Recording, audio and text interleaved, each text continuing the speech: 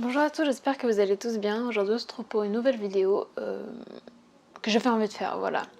Je me suis rendu compte que j'avais testé plusieurs box livresques, c'est dur à dire, box livresques, sur 3 sites différents en tout, et je me suis dit que ça pouvait être sympa d'avoir mon retour, on va dire, d'avoir mon avis pour comparer. Évidemment, je le précise, c'est pas du tout une vidéo en partenariat ou rémunérée, enfin vous vous en doutez, mais c'est vraiment des box que moi j'ai acheté pour moi. J'ai testé donc depuis 1 an et demi il me semble. Il y en a certaines à lesquelles je suis désabonnée, d'autres encore abonnées. Enfin je vous dirai tout ça au fur et à mesure. Du coup il y en a 3 différentes. J'ai pu tester la box de Cube, la box de Petit Colis et la box de Once Upon a Book. Donc ce sont toutes des box françaises. Donc dans l'ensemble elles se ressemblent énormément. On va commencer tout de suite par la première. Donc la première à laquelle j'ai été abonnée d'ailleurs je pense, et ça a été la box de Petit Colis. Donc la box de Petit Colis elle a un fonctionnement que je trouvais assez spécifique dans le sens où en fait en plus d'avoir la box en elle-même, vous avez aussi un système de site permettant de suivre ses lectures. Un peu comme Livre Addict ou Booknode, Babelio, ce genre de choses, c'est exactement la même chose en fait. Vous avez le Petit Colis, donc le site s'appelle Colibri, pardon, où dessus vous rentrez les livres que vous avez, ceux que vous avez lus, ceux que vous allez lire, et très important, ceux que vous avez dans votre wishlist. Et en fait, indépendamment de ça, vous avez la box Petit Colis, donc vous pouvez vous servir du site sans avoir la box, c'est pas un souci. Et si vous voulez la box, vous allez devoir payer un abonnement en plus, qui est donc de 20€ ou 22€ en fonction de ce que vous prenez. Et donc vous avez soit la box avec 2 livres de poche à 22€ et soit la box avec un grand livre, grand format, à 20€. Moi je sais que j'ai pu tester ceux avec 2 livres de poche. Et donc chaque mois vous allez recevoir une boîte avec les livres et des petits goodies, donc des friandises, ce genre de choses. Le genre de choses qu'on retrouve dans les box livresques. Et ce que j'avais beaucoup aimé, c'est que vous avez plusieurs possibilités. En fait, si vous prenez... Alors, je parle que pour la box livre de poche parce que j'ai pas pu tester l'autre. Mais je sais que pour la box livre de poche, vous aviez la possibilité de soit de garder la surprise intégrale et du coup, c'était à eux de faire leurs recommandations et vous saviez pas du tout ce que vous allez recevoir. Soit vous choisissiez l'option la plus safe, on va dire, et vous disiez que vous vouliez uniquement des livres qui étaient dans votre wishlist pour être sûr d'aimer ce que vous alliez recevoir pour pas recevoir un truc qui n'avait complètement rien à voir. Soit vous pouvez faire un mix des deux, donc un dans votre wishlist et un que vous ne connaissez pas. Donc je crois que c'est l'option que j'avais choisie moi. Et pour le coup, dans les recommandations, il me semble que c'était assez juste à chaque fois, que c'était pas un truc complètement rien à voir ou un style que je lisais pas du tout. Donc pour le coup j'avais beaucoup aimé cette box et je regrette un peu de m'être désabonnée de celle-là, je pense. Je sais plus pourquoi je l'avais fait. Peut-être que c'était parce que j'avais trop de livres et que il fallait que j'arrête parce que mine de rien 2 livres tous les mois ça fait quand même pas mal. Enfin je dis ça, j'en achète plus de 2.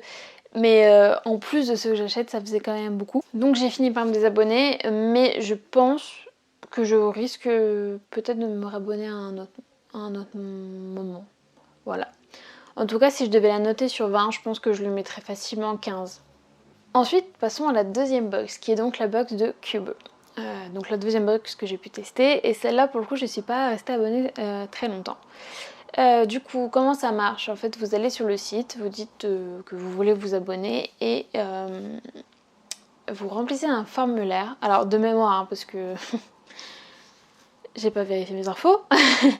Et je sais, ça a peut-être changé entre temps. Tout ce que je vous dis, ça a peut-être changé entre temps. Mais de mémoire, il fallait aller sur leur site, dire un peu les genres que vous aimiez, dire les romans, non, les auteurs que vous aviez déjà lus, il me semble. Et à partir de là, tous les mois, un libraire vous faisait une sélection de livres. Je sais plus si c'était un ou deux. Moi, je n'avais qu'un, mais je sais pas si c'est possible d'en avoir deux. Je veux pas dire de bêtises. Et donc vous faisiez une sélection et vous avez la possibilité chaque mois de préciser ce que vous aviez envie de lire ce mois-ci. Par exemple, ce mois-ci j'ai envie d'un policier et le mois suivant j'ai envie d'un roman feel good. Et donc dans le doute, ils vous prennent des choses que vous aimez, sinon c'est carte blanche.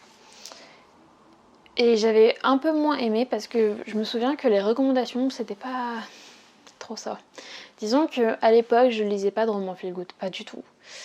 Et au final on m'avait conseillé de mémoire Maudit Karma. Alors en soi j'avais bien aimé le livre mais c'est pas le genre que je lis et c'est pas le genre que j'aurais acheté et enfin c'était pas un... C'était sympa quoi mais pas sans plus et c'était un des livres, il me semble que j'en avais reçu 2 ou 3 quand même et qu'à chaque fois j'étais dubitative du choix du libraire et ce qui n'est pas forcément sa faute parce que bah en fait ça venait du fait que sur le site je trouvais pas du tout intuitif. Et j'avais du mal à remplir tout ce que je devais remplir. Et ça prenait énormément de temps. Je me souviens, si je devais remplir tous les auteurs que j'ai lus jusqu'à aujourd'hui, ça me prendrait des heures. Et ouais, j'ai trouvé le système pour s'inscrire et pour connaître un peu nos goûts assez laborieux. J'avais pas du tout aimé, j'avais pas du tout accroché. Un point positif par contre dans cette box là, c'est que dans la box on vous donnait donc le livre, forcément c'est mieux, les goodies et une carte postale pour pouvoir la renvoyer à au libraire qui s'est occupé de vous pour pouvoir lui donner votre avis, lui dire ce que vous avez pensé du livre. Et ça pour le coup j'ai trouvé ça assez bien pensé parce que je pense que si on prend le temps de le faire, bah au final ça peut que s'améliorer et il faut forcément un temps de rodage. Donc peut-être que sur le long terme ça vaut le coup. Mais pour le coup j'ai préféré passer à une autre box. Et donc si je devais noter sur 20, je pense que je lui mettrais 12. Enfin, j'étais vraiment pas convaincue. Et enfin la dernière box qui est donc la box de Once Upon a Book dont je vous parle assez régulièrement dans les vlogs puisque je suis encore abonnée aujourd'hui. Si je dis pas de bêtises, jusqu'il y a peu, il n'y avait pas d'abonnement. C'était un système où tous les mois, il fallait acheter sa box tous les mois. Voilà ce que je voulais dire. Et que maintenant, il y a un système d'abonnement tacite, donc vous n'avez plus rien à faire. Pour le coup, c'est pas du tout le même style de box. C'est-à-dire que là, pour le coup, c'est pas en fonction de vous et de vos goûts à vous que c'est fait la sélection, mais en fonction des goûts des personnes qui s'occupent de la box. Ce qui donne des fois forcément des choses que vous n'aimez pas. Ça arrive. Sachant que sur ce site-là, il y a énormément de box différentes. Donc celle dont je vous parle là, c'est celle où elles choisissent un livre et elles le mettent dans toutes les box. Donc dans ma box, vous avez la possibilité d'avoir un manga, un livre ou les deux. Donc moi j'ai les deux. Et pour être honnête, ça fait 2 ou 3 mois que je me dis que je vais peut-être me désabonner parce que niveau manga, il me semble que j'ai eu donc Carol and Tuesday, j'ai eu Histoire de vampire, donc je sais plus du tout le nom, où là ça allait, mais Carol and Tuesday c'est vraiment pas mon style et enfin clairement ça n'a pas été un match du tout.